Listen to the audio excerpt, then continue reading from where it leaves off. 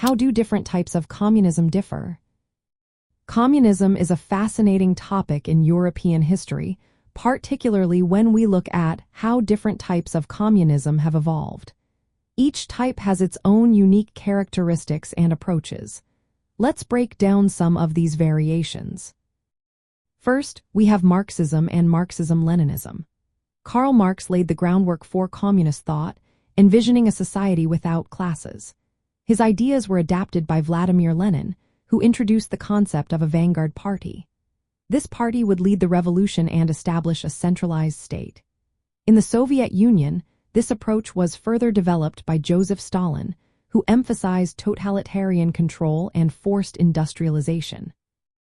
Next is Eurocommunism, which emerged in Western Europe during the late 1960s.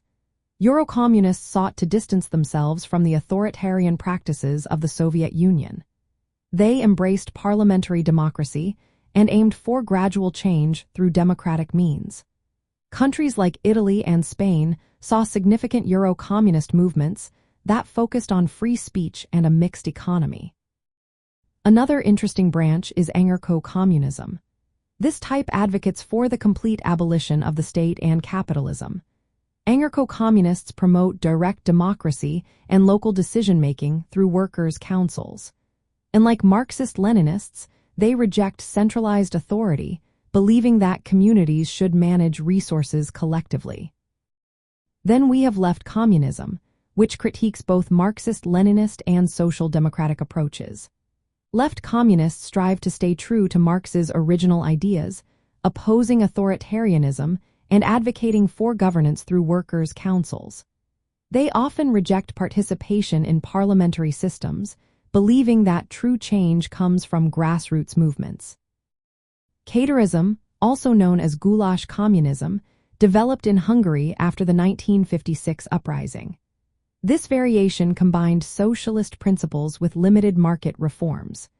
It aimed to improve living standards while allowing some cultural freedoms, contrasting sharply with the harshness of Stalinist policies. Lastly, there is Libertarian Marxism. This broad category emphasizes anti-authoritarian principles within Marxism. Libertarian Marxists advocate for workers' self-management and oppose centralized control. They share similarities with anarcho-communism in their rejection of hierarchical structures.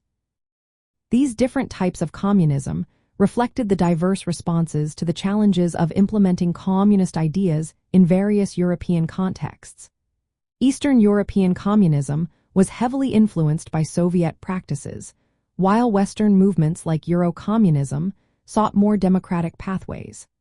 Understanding these differences helps us appreciate the complexities of communist thought in European history.